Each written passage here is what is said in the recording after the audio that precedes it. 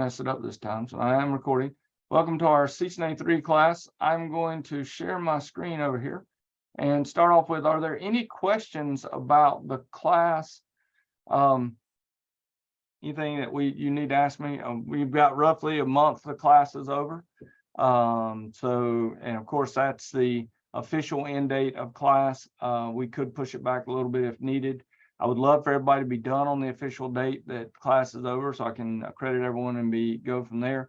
But if we need a little bit of extension, we can always do that. The most I can extend, however, is to May 30th, because May 31st is the beginning of our next set of classes. Now, it's not as important for all of you because this is the third class. So unless you're taking CyberOps Associate or you're taking DevNet Associate this summer, or well, you wouldn't be taking CCNP because it's CCNP NARSI, which is the second CCNP class. But unless you're taking another class this summer, then really, like I said, we could go a little further. But I would like to have everybody done no later than May 30th. The official end date, I think, is May 9th or 10th. So just be aware of that. We want to talk to try to get done by that time. Are there any questions before we get started talking about just network design? And really, I don't consider this as much a network design as a network. It's almost like an overview or more of a network design gotchas, the things that can get you in trouble. So, but let's go ahead and talk then about networks. If you for some reason have never heard about the 3-layer model, one of the things that we've had for years and years and years is a model, and I have given somebody my tablet. I need to get the paint back. But we used to have a model that was called CDA, okay, or a core distribution and then access layer. So there were 3 layers to this model. So there's a core layer, and distribution layer, and access layer. The core layer dealt with just high-speed switching. That's what you wanted, and you wanted redundancy in this core layer, and you wanted the ability to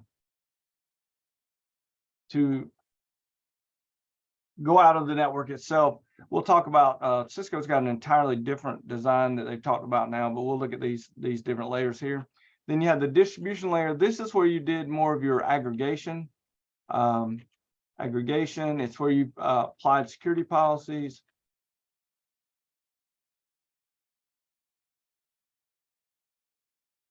It used to be where VLANs were the endpoints. That's kind of pushed further out to the access layer now. But we also do have in this redundancy. And then down on the access layer, this was our edge layer. This was the edge layer, and it connected to devices. How many of you have seen this CDA before? For distribution access. It's pretty common setup. It all goes all the way back to, I believe, if you remember Priscilla Oppenheimer, who was an author for a while. She wrote a book that was called Top-Down Network Design. It's a good book. It's an old book, but it's still a really good book. We had down in our models here, we used to have, here it is, this 3-tier model where there was a core layer. That core layer, you'll notice, look at all the aggregation. You've got Ether channel here, aggregating high-speed connections between these 2 core switches. You've got redundant links between the core and the distribution. You've got redundant links between the core and a multi-homed internet provider setup, where each one of these would also be hopefully connected to a different internet service provider. This is a wonderful model. You'd go down to the distribution layer. Again, you've got some redundancy. You've got redundant links to the access layer. It was a great model, but the problem was it was expensive, because look at all these redundant links and look at these redundant devices. You know, when you had 2 Cisco Cat 5000s, or excuse me, Cat 6500s or 67,000s in your core, you're talking about a lot of money. You're talking about a ton of money. So what actually happened many times is we would end up with what's called a collapsed core, where you'd have a core and distribution layer that were together, and then you would have your access layer.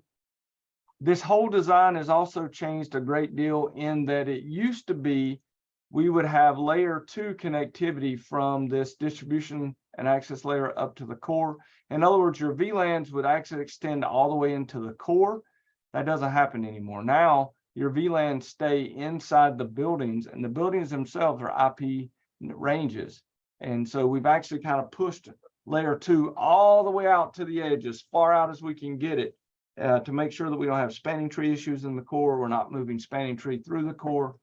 And the overall result has been less traffic going into the core from unneeded services.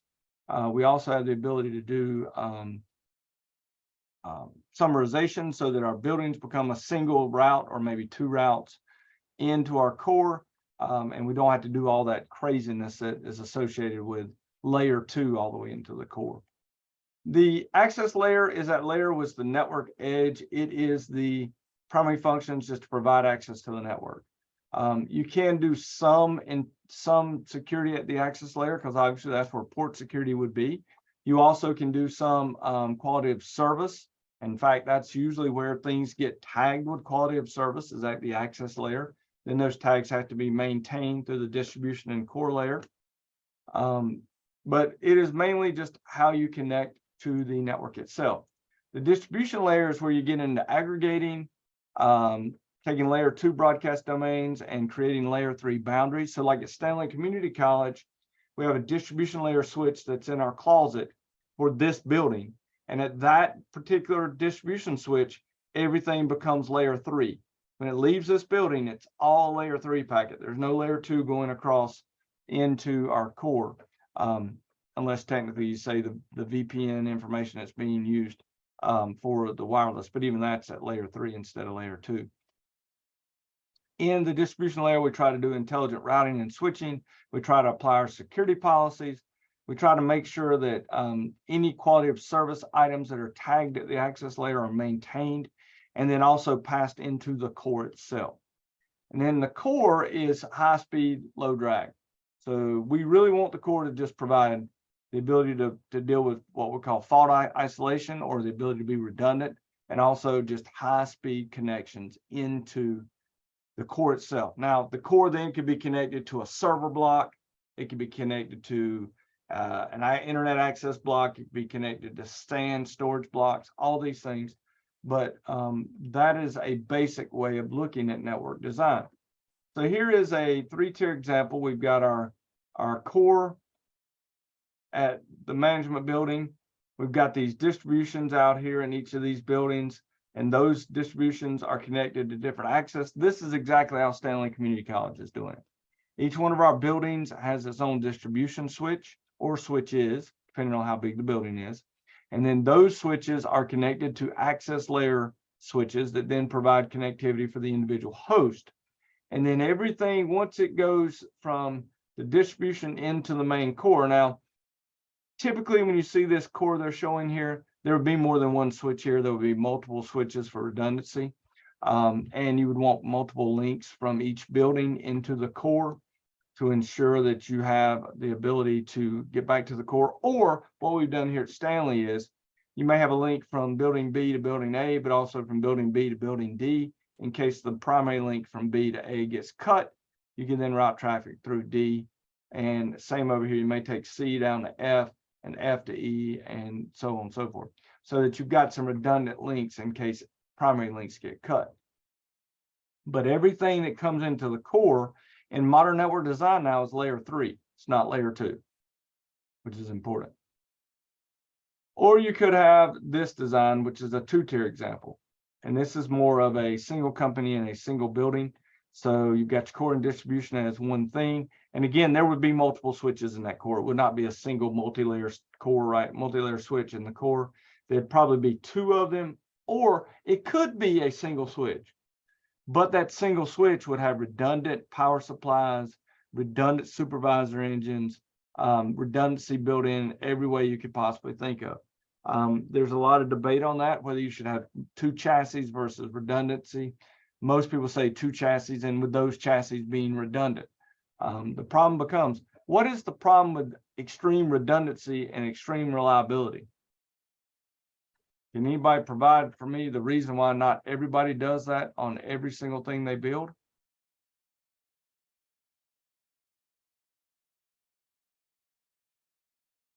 Extreme cost, folks. Yeah, cost. It all comes down to money.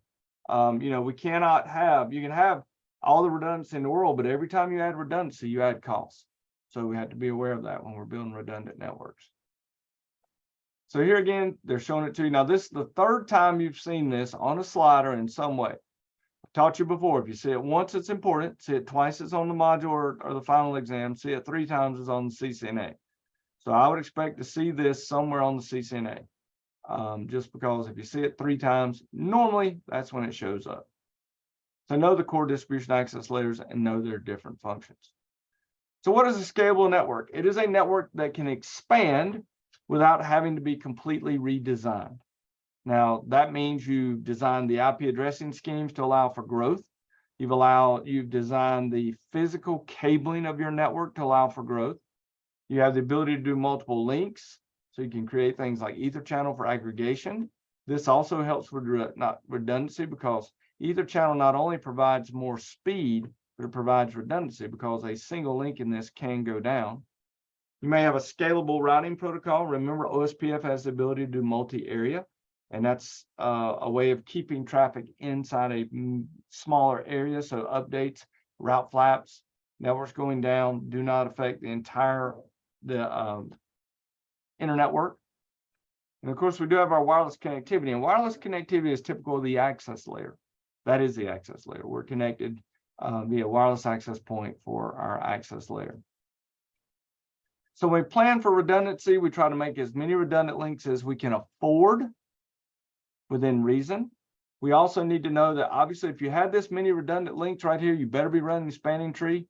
Otherwise, you could get yourself into a really big problem with routing loops and broadcast storms, but more likely broadcast storms at layer 2 than an actual routing loop.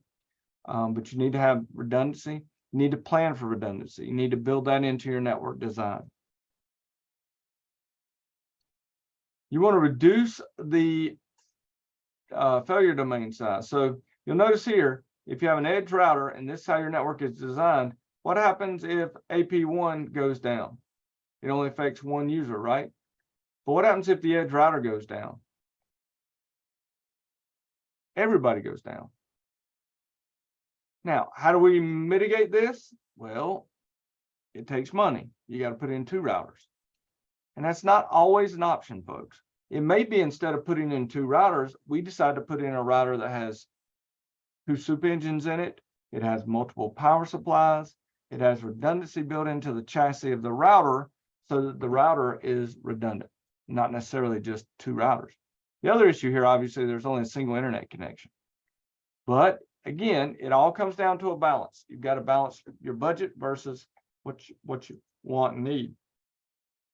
Here's an example of S1 will, if it goes down, we'll actually take out all of those items. S2, take those out, and S3, obviously those. I don't really need to talk much about Ether channel. I think y'all understand that. Again, I don't think about the access layer. I'm having a weird little issue at home. The power went out, and when my wireless came back up, my Google devices are working except for the pucks, and you can turn them off, turn back on, and the puck will work for a couple minutes, and then it quits working and has a glitch, and it's about to drive me nuts. I do have 2 wireless networks because I've got one for my actual Starlink network, and I've got one that's on my internal. I'm thinking about turning off the Starlink network to see if maybe that's what the issue is. That maybe there's some type of interference going on there, but either way, it's very, very aggravating. Tuning routing protocols, we all know that, but let's now talk about our switch platform. So let's look at different types of switches. You go to build a network and you decide to try to spec switches for a company or for your own company. There are a lot of things you need to think about, but one of them is, are you going to go with modular switches, or are you going to go with switches that have defined port layouts? Are you going to go with cloud managed switches like Meraki switches or Ubiquiti or those items? Are you going to go with data center switches, which come in different flavors, spines and leafs, and are usually built for a lot of traffic that goes east-west or north-south, depending on which way you're going in the data center? What kind of speeds do you need? You know, in our data center, when we go from our spine to our leafs, we actually have aggregated, we use Dell switches in our data center, but we have aggregated links of 100 gigabit ether channels with 2 links aggregated out to each leaf. So we actually have 200 gigs to each one of our leafs. Now that is a lot of speed out to our leaves, but it ensures we don't have to worry about a congestion issue. It also ensures that if a single 100 gig link goes down in that aggregate ether channel, we have another link that's there available to be used by the traffic. Here, you'll take a look at some of these service provider switches. Some of these folks, like an ASR, some of these are $1 million chassis. Now that's the chassis, not the blades going in it. That is literally the chassis to put the blades in, are $1 million. So be aware of that. We also now have virtual networking, so like C1000 switches that go into a virtual environment, or virtualized switches. We even have on some of the Nexus switches now the ability in the switch itself to run virtualization containers. So the switch has the ability to run a container. So you could run possibly a little snort box inside the switch itself so that you don't have to buy a separate snort box. The snort can be integrated and it can look at traffic directly on the backplane going across it, which helps a great deal when you're trying to do IDS and IPS of traffic going through a switch. So this is a fixed configuration. We're very familiar with this, 2960s. A lot of our cheap, low, well, I won't say cheap, but our lower end access switches are fixed designs. Modular switches allow you to put blades into them to change your needs. So it could be a 48 port, a 96 port, a 12 port, 100 gig. All right. Stackable switches. Now this is a special technology from Cisco that is proprietary, and it allows you to take a series of Cisco switches, stack them together, and if you connect these stacked cables, the special cables, they actually then appear to be one single switch. So these could all be 48 port switches, stack them together, and they will appear as one switch with one backplane, because all of them share their backplane using these special stack cables. And then you do have to worry about thickness. And I'll tell you something else you've got to learn in a data center. You need to know about airflow. Okay. For instance, our data center has a cold aisle and a hot aisle. Cold air comes down the cold aisle, gets sucked through the devices, gets blown out into the hot aisle. It goes back through our air conditioning units, comes back out as cold air on the cold aisle. If you buy your switches, and I've done this by accident before, I bought a 5548 switch that was reversed. In other words, the front is where the hot air blew out of, and the back is where it sucked in, quote, cold air. If you buy that and put it into your environment and have it sucking the hot air through your switch and blowing that out into the cold area, guess what's going to happen? First off, it's going to overheat and probably die. Second, you're going to have all kind of issues with heat on your in your data center. So if you've never had to deal with which way the fans blow on a switch, when you get to working in a data center, make sure you are aware of that. The other thing I'm going to talk about is not just port density, but make sure that you understand whether or not the ports need power over Ethernet. It is very difficult to go back and add PoE functionality. You can do it with an injector. I know that. You can buy an injector and put in an entire injector port, and then you plug in the cable into the injector, and then from there over to the switch. But that is not a good way to do it. If you need to buy switches to support PoE, buy the switch to have PoE support built in. You do not want to go to your boss and say, hey, you know all those switches we just bought? We're going to have to go buy a power injector because I didn't buy them with power over Ethernet ability. Okay. Now, what are some of the things that need power over Ethernet? Phones, IP phones, wireless access points run off of power over Ethernet. You can even run security cameras off of PoE. You can run all types of things off of PoE. But be aware, if you don't have that built into the device when you purchase it, it becomes very difficult to add it. But it's impossible to add it typically to a switch unless it's a modular switch and you can pull it out and slide in another blade. But if you got to do it and for a fixed switch, you've got to purchase the actual injectors themselves. Has anybody worked with injectors before? They're a bit of a pain. They take up space. No, never. Yeah, they're a pain. You also want to know if you need layer 2 or layer 3 switches. Okay. I know our 2960s can do some very basic layer 3 switching. But if you're really going to do layer 3 switching, you need to purchase your switches to have the built-in ASICs to do that. So we're always going to be looking at port density. How many ports do we need? Do we need power over Ethernet? Do we need fixed configuration or modular configuration? How fast do the ports need to be? The other thing I will mention here is compare apples to apples. And by that, I mean forwarding rates. You'll see a lot of times people say they can support line speed forwarding, which means if you've got 10 gigabit ports on a switch, you need at least a 10 gigabit a 1 gigabit port. 10 1 gigabit ports, you need a 10 gigabit backplane. If you have 10 gigabit ports, you need a 100 gigabit backplane. So you need to make sure you support in the backplane the speed of the ports themselves. The way many vendors get away with making their switches cheaper is they'll give you a 48 port switch with 48 1 gig ports, but it only has a 32 gig backplane. Now that may work fine. That may be just fine because you're never going to have really typically all 48 ports working at a gig apiece. But be aware when you're comparing port switches together, look at the backplane and their forwarding rates to see if they have the ability to do full wire speed, or at least see if they are equivalent in wire speed. You know, if one says it's 48 1 gig ports and has a 10 gigabit backplane, the other one has 48 1 gigabit ports and a 30 gigabit backplane, and one's $2,000 more than the other, you know exactly where the cost went to then. It went to the fact that it can actually support more traffic than the other switch. So make sure you're comparing apples to apples when you look at switches. And then big thing comes down is what can you afford? It always comes down to cost. Let's be honest. Now with routers, some of the same things. Okay. Routers typically come in different sizes from 1U up to entire racks.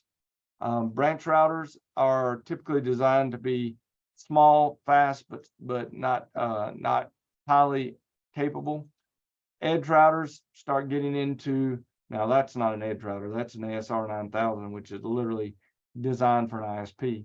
But you've got edge routers that can go from small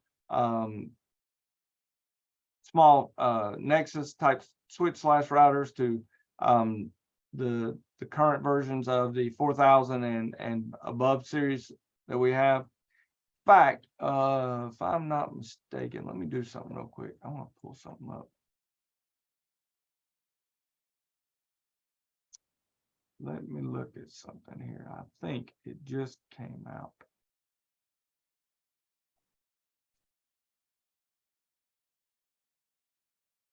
Give me just a second, folks. I'm pulling something up for us.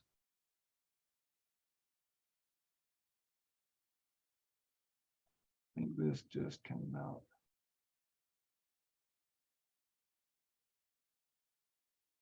We've been using the 42 and 4300 switches.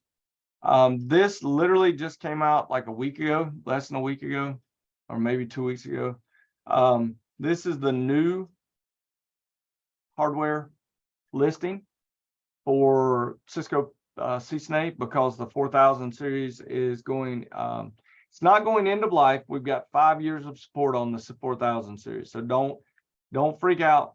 They are still 100% valid. In fact, folks, we can still do 99% of everything that we do in CSNA version 7 on a 2800 series router. Heck, you can do most of it on an old 2600 series. We're doing the Skills USA contest in North Carolina on Wednesday, and we're using 2900 series routers because everything we need to do, we can do on a 2900 series router. But this was just added. The Cisco C8200L is the new version of the switch that's going to be used for the curriculum. Here's the problem I have is I don't even know how you're going to get it because Cisco has nothing in stock. But you also notice that the C1000 switch is what they've gone to. If you have a NetLab system, don't go buying a bunch of these to put on your NetLabs yet, because it has not been approved for NetLabs and has not been designed yet for NetLabs. So be aware this came out, I think, in early March. So it's been out less than 2 weeks. Well, it's about 2 weeks. But this is the new Catalyst 8200L, which is the router that's going to be in use for the curriculum coming up. Now, I understand they had to go with a new switch. My worry is that this 8200L, we have to pay for at least 1 year of this DNA Essentials because it's required. I don't believe we will even then use it after that first year, which makes me a little bit angry that we're paying for something that I don't think we're going to even use in the future. But I don't think they have a good replacement for this. So it's interesting. This is what it's going to be. We do not have one here at Stanley. I hope to in the coming weeks, as we get toward the end of the semester, I'll try to buy one and play with it and see what we can do. You'll notice it's only got 4 gigs of RAM. It's not a hugely capable router, to be honest. But you don't need it. You don't need a whole lot. What we got 2 gigabit Ethernet ports on it, and the ability to run most of our software, and that's all you need. So notice here's the forwarding. You can do up to 3.8 gigabits per second. And so this is the kind of things you would need to look at if you're comparing the types of routers that you want to use. 4,000 ACLs, that's probably enough for us. 72,000 entries per ACL or per system. So that's probably enough for us. And it can handle 8,000 IPv4 routes, which should be enough. Okay. But that's the new one I wanted to show to you because it did just come out.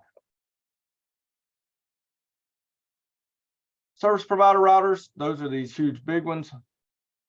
And then these are a branch that's really kind of cool. I played with some of these because we actually got some from a construction company. But how many of you knew that they had ruggedized routers? They have ruggedized routers that have no fans on them. They have heat sinks. If you actually zoom in on these, you'll see instead of having a fan, which cannot be used in an industrial environment because it would suck in too much dirt and dust and debris, they actually have heat sinks. So this is a router that has a radiator on it. So instead of using any type of fan, it uses that radiator as its heat sink. Will heat off the motherboard of this ruggedized router. Many of them also are sealed or in a sealed box so that they can be rained on, or they can even be put outside, which is very neat. I saw at Cisco Live last year a Cisco ASA firewall that was able to be placed on a pole for electrical system use. And what they could do is, so like in the event of a wildfire, they could actually SSH into that ASA and cut the power right there and turn power off downstream from that particular pole. And that would make sure that if there was high winds or any type of fire, that it couldn't knock the poles over, or high wind couldn't knock the poles over and cause a fire. So they could actually remotely turn off the power in certain areas of the grid. Here's a real small little branch office. You can see it's a very small little router. Then we get up into our bigger routers, the 5500 series routers, and then of course the little 800 series, which is, this is a ISR designed for industrial uses. It even has a built-in, if you look at it, it's actually got built-in radios. It's got a 2.4 antenna and a typically a 5 gigahertz antenna, depending on the design itself. And they could be, there's other antennas on the other side.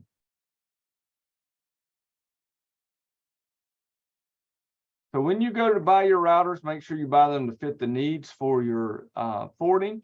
They also need to make sure they support the iOS image that you need and the iOS functions that you need. What is important about a K9 image? What does a K9 image tell you? You're looking at Cisco iOS images.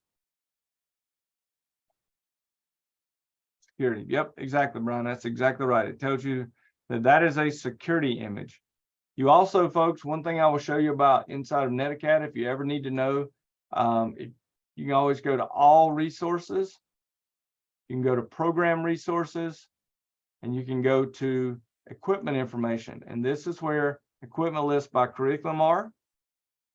So you can see the equipment list for any of the classes that are available inside of NetAcad. This is also where you can have access to what's called NetAcad maintenance. And this will list for you the images that are needed to do certain classes. And NetAcad maintenance is free to all academies in good standing, which means you can download these images at no cost as long as you are a Cisco Academy in good standing with your NetAcad maintenance set up. So if I wanted to do CCNA and I needed the image for the 4331, I can click right here and it will literally take me all the way over to Cisco if I'm logged in and take me to the login page and the download page for that particular image. So it will take me all the way there, and then I could download that image so that I could upgrade my devices. And what I actually typically do is I actually upgrade typically both the Armon software, I upgrade the image package, and I upgrade the iOS, not just the iOS, but that's me. Okay. But again, you go into here, go into equipment information, NetAcad maintenance. If you don't have NetAcad maintenance at your school, you need to read the NetAcad maintenance overview, and it will tell you exactly how to apply for it for your school. And then you can download any of the images needed to teach any of these curriculums. Now, you cannot download any other images, but these are the images you can run on your devices, and you do not have to pay for them, which is very, very nice. Here's the ASA images and the firepower, if you have running firepower on those ASAs. And then they even have an all hardware, which will tell you some of the older versions of things that you can use. Okay. How many of you have never seen the hardware support or image hardware support?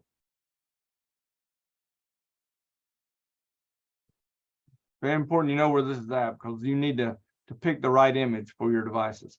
Do notice that the universal image for the 4200 and the image for the 4300s are different. They do not use the same image. Make sure you pick the correct one. Likewise, there's different images on the 2960 switches, depending upon what you're using. And then there's the CAT 1000. All right. Or, see lab configs need to be changed to match the device interfaces, and SDM commands not needed for the IPv6 addresses. In other words, if you've got Cisco Catalyst 1000s, they support IPv6 out of the box without doing the SDM preferred dual IPv4, IPv6.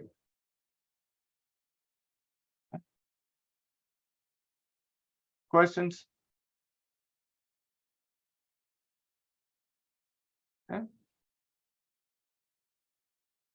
The only thing I want to do in this particular chapter is I do want to look at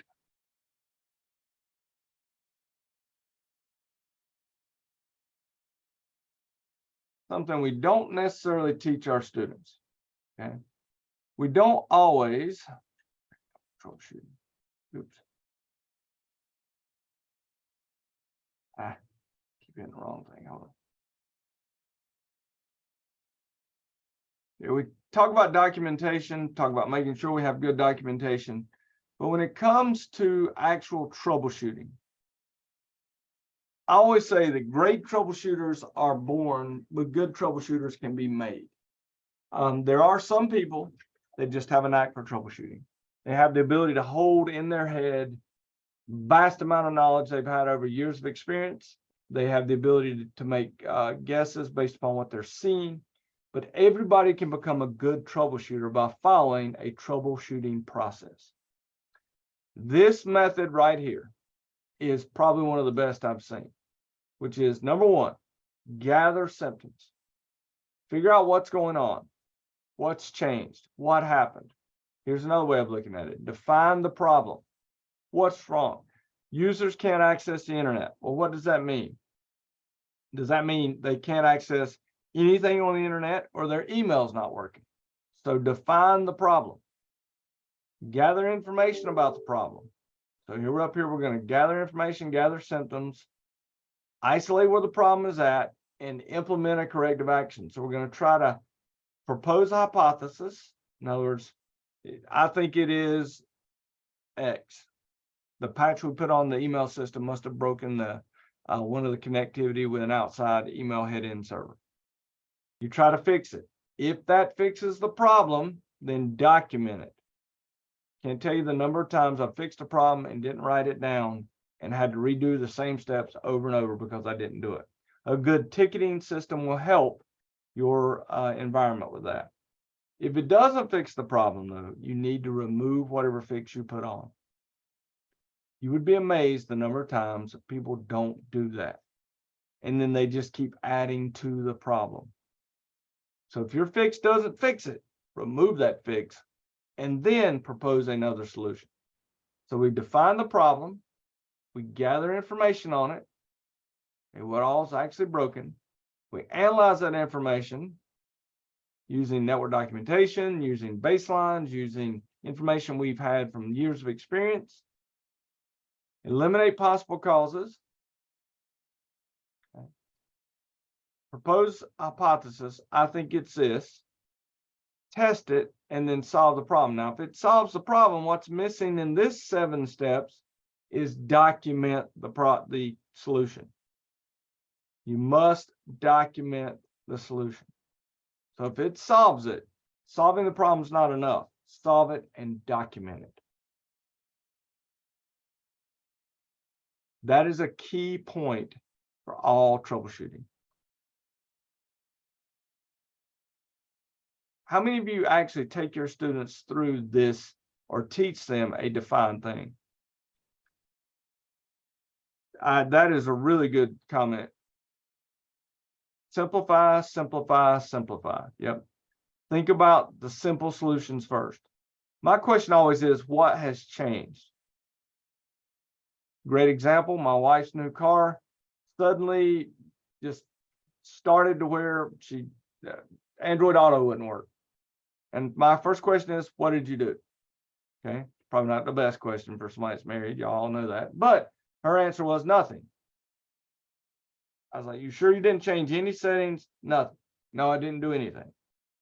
Well, come to find out, for whatever reason, inside of the software on the car itself, instead of allowing it to use Android Auto, it switched over to use just the Bluetooth connectivity features. So I was able to troubleshoot that and figure it out. But always when I'm defining the problem, I ask, what has changed? Then I ask, how big is it? I try to isolate the problem, or I try to gather information about how large is the issue. That also helps me define how big of a problem it is and how quickly and how much resources we need to apply to it.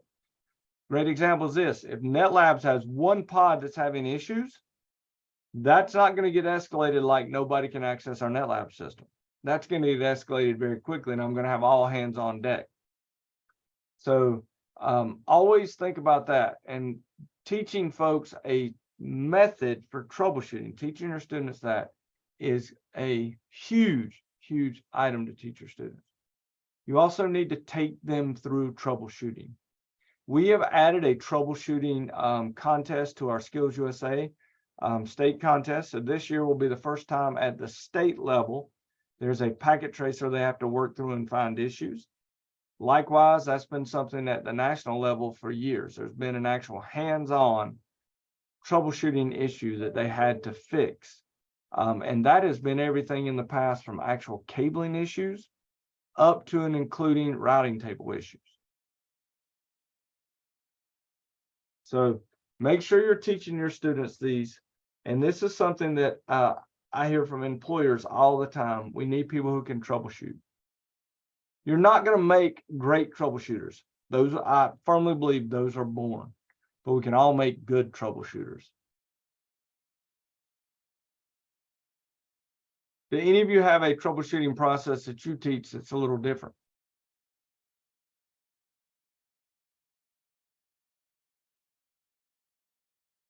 Here's one I like. that some people use. Troubleshoot via the TCP/IP, or excuse me, the OSI model or TCP/IP model, either one. Do you have blinky lights?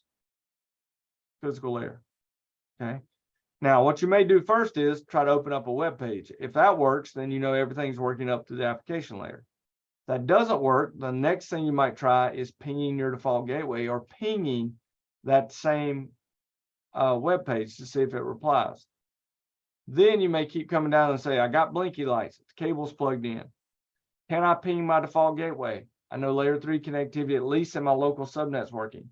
Can I ping the next hop? Run a trace route, see where the problem is in the actual hop. Not always going to work because ICMP could be turned off. But this method here is another way to do structured troubleshooting. I think this is a great one to teach people. It's using the OSI model because they already understand it. And many times you can solve the problems fairly quickly. Problems up in the application layer, those are always the hardest to solve because they deal with so many different factors. Okay. So here we look at bottom up, top down, divide and conquer, follow the path, substitution. All of these are ways to do it. This is the one a lot of people like to do, which is shoot from the hip or educated guess. That's not really the best way to do it if you're not an experienced troubleshooter. Experienced troubleshooters need to have a structured method. More experienced troubleshooters can do the educated guess or are just better at saying, I bet it's this. And by looking at a range of items and then making a decision about it. Okay. Now, just real quickly, some of the tools. Our software tools we use are ping, we use traceroute, we use protocol analyzers on occasion. Those are all ways we can do things. Cable testers. There's even syslog, server logs, looking at our logs. All of those are possible things we can use. Many times, but if you're digging in the logs, things have really gotten sideways by pretty good ways. Folks, that's pretty much it. Like I said, they've got here step verifying physical connectivity, verifying duplex mismatches. Now, obviously, that in a modern network doesn't happen very often, but if it does, you would see it. Okay. I would also troubleshoot, especially at layer 2, some of the things you can troubleshoot are port security. You can troubleshoot ports being unplugged, being in the wrong port, which shows CDP neighbors, see if ports are in the correct port. And then once you're above layer 2, then you start looking at routes. Do you have the correct routes? Do you have the correct default gateway? Do you have a route both to the destination and back from the destination? All of those are items. And if all of that's working, then you can start troubleshooting things like access control list, DNS issues. And then eventually, if all of that's working, then we got to start looking at software issues. Is there a problem with the software itself that's trying to access a certain site? Everybody, that's all I've got for 12. I'm going to stop sharing. Next week, we'll go over network virtualization. We'll talk about software-defined networking. We'll talk about controllers, talk about north, south, east, west traffic. We may even walk through the lab itself to give you a little bit of lab using NetMiko and those things, because it's pretty cool lab. Are there any questions? Has anybody used Pod 1 and had any issues on Pod 1? We had a report this weekend that there was an issue with Pod 1, but I went in and didn't see anything at all. Well, I had some problem with the Pod 1. It's the PC, the serial port, the connection port was disabled. So I tried to make from the Terra term, so I cannot connect because the port was disabled. So when I walk around, I add the IP to the router, and then I can log into them. And come up, yeah, because it was directly connected to the router. Yeah. Yeah, so you had to do a no shut on the router to bring the port up. Yeah. Yeah. Well, that's not really so much a I mean, that's the way it will work if you've got a router directly connected to a switch like that. Because if remember, all router ports start their life shut down. So if you're not able, if it's not up, then obviously on the other end, it's going to be down. So I will tell you, you may see, folks, in the next week or so, a couple pods that are a little bit more of a congestion on our NetLab system. We've shared it out to allow some schools in California to use it because they had a major crash of their NetLab system. And so we're trying to help them out as best we can. So be aware of that. You're probably going to have to go out to pod 6, 7, 16, 15, 14 out in that area to be able to see pods that are free. So just be aware of that. Those first 4 pods may get a little bit overused, but if you go out to the other ones, you should be just fine. There shouldn't be any problem. All right. Any questions?